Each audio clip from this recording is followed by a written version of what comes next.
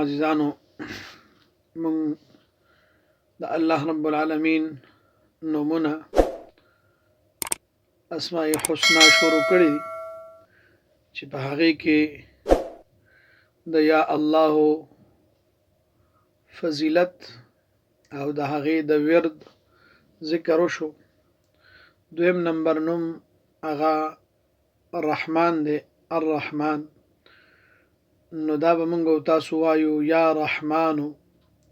کم انسان چې د هر من نفس سل پیری یا رحمانو یا رحمانو یا رحمانو د دې ورد کوي، الله تعالی به د دې انسان د زړه نه هر قسمه سختی او غفلت دا به الله پاک د دې انسان د زړه نه لري کوي.